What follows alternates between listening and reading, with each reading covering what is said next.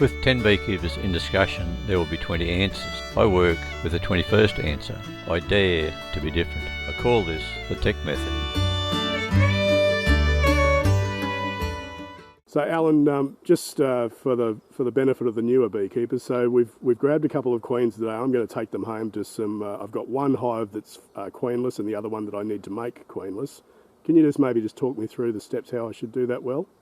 Well, the queens have been placed in JBZB queen cages, and you have the candy end upright on the higher side and tilted slightly downwards. You can melt and go back inside the cage. Go back inside the cage, yeah. But this time of year you won't have a problem. But it's best to keep doing the same thing year in year out, so that you don't run it downhill a little bit basically. And just put in the centre of between two frames and squeeze your frames together.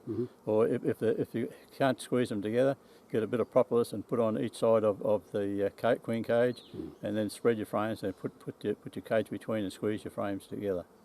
And then once you put them in, leave them for 7 days. Subscribe to learn more. Right, now next question is, how long have your hives been queenless? Yeah, one of them... We'll just do one at a time. Yeah, okay, so one of them, they balled the queen which had not been laying yesterday, so they've been queenless for at least a couple of weeks, so I'm probably getting dangerously close to having drone laying. But you'll have to go through that hive one by one, shake all the bees off and check them for queen cells. I'm going to shake them through an excluder just to make sure there's no queen in there, and then... If it's that time, she'll go through a queen excluder.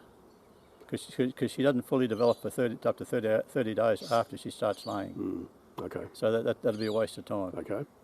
What about your second one? Well, the second one, she's an old laying queen. She's a couple of years old now. So. What is she? Has she been killed or is she still there? No, she's still alive, but she's quite weak. Yeah. Well, you just take her out and kill her, and do the same thing. Put your queen cage between two frames in the centre, and leave them sealed up for 7 days, and come back and check in 7 days' time. You can remove your queen cage, and don't worry about going into the outside. Go straight into the centre.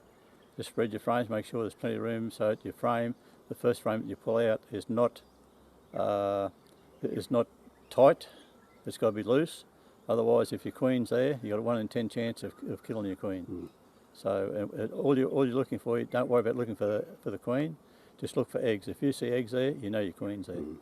Close it up and then come back in a couple of weeks' time and check. And then start rearranging your brood to get the best advantage. But probably better to leave at this time of the year because we're starting to come into winter. And in my area over at Sheldon, there's not a lot of food at the moment. Would you give them a bit of a feed at this time of year? So maybe some 1-to-1 sugar syrup? Yeah, 1-to-1 sugar syrup. I had to feed these nukes here last winter because it was the coldest winter in 60 years. And the temperature's down to 9 degrees here. So definitely start to feed. Yeah. We're having 21 during the day and 9 at night. So yeah, but it's a night time where they've got to keep warm. They chew up a lot of food to keep that warmth in your hives. And you told me about your technique. You like to put a little freezer bag or Ziploc bag with that sugar syrup and poke some holes in it. Yeah, that's right. But I've been experimenting with some outside feeders also.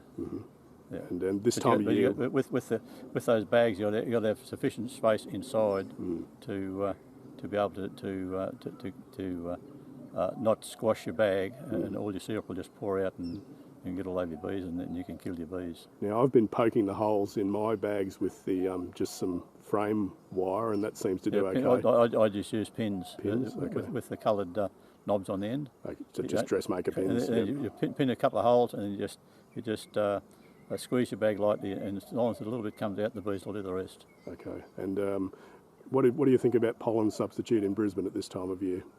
Well, pollen and nectar is for building up your bees. We're coming into winter, so I consider it a waste of time. But what you need to do, you need to feed your bees so that they've got food for survival, not for food for increasing. Okay, because we don't really want to build our populations up too strong. Not any more than necessary. Like as soon as this tea tree finishes, it probably I reckon that we might get another 2 flowerings.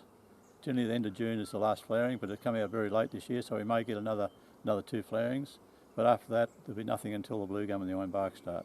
That won't be generally till about the end of July. Right, so we're looking at least a few months with very little food. That's right, yeah. So all you need to do is keep sufficient food in your hives for survival. And around that point, would you start going 2 to 1 typically for your feed? Or 1 to 1. You always do 1 to 1, do you? Well, 1 to 1, but this time of the year, that's what I'll be doing. Yep. Okay. All right. Any other tips you can think of when you're trying to accelerate a little weak nuke at this time of year if you introduce a queen? Not really. The only other way is to make sure they've got no brood in that nuke that you're going to put on top, and just to cross your fingers. cross your fingers. Cross your fingers at this time of year. It's a bit of a gamble, isn't it? Yeah, well, right, you can see here where the bees from this entrance here have flew onto this here, and now they're all starting to walk around the other end. It'll probably take them about 24 hours to 48 hours to fully do that. And there could be still field bees coming into this original site for up to a week. 2 years ago, after we finished extracting in April, we put an extra super right up on top of each of my honey production hives, and it was just put there for storage. They cleaned out the frames, and then the beginning of spring, when we were ready to start working the hives, we had supers on each of the honey production hives ready to rock and roll. So as soon as you start to see the flow on, you're already ready for it. Yep. Right. And do you leave? I notice you've got your ventilated lids. Do you leave them all through winter with your big ventilated lids? Yeah, well, I've got these have all got brood ring mats. Yesterday I took the brood ring mat off the bottom super and put the excluder back on after I finished working the hives, and then I moved the brood ring mat up to the top of the second super. And they've also got another brood ring mat on underneath the lid, so there's no problem with closing down the air vents. Okay, so you're trapping the heat into the brood chamber and also into the honey. That's right, that's the whole idea. And the idea, because they're putting so much honey below the brood ring mat, that's the reason I've lifted the brood ring mat, to try and get them to put that honey up above the excluder. So they don't pack themselves out. Yeah. Okay. Please like, subscribe and click the bell to my channels. Thanks for watching. All Aussie content.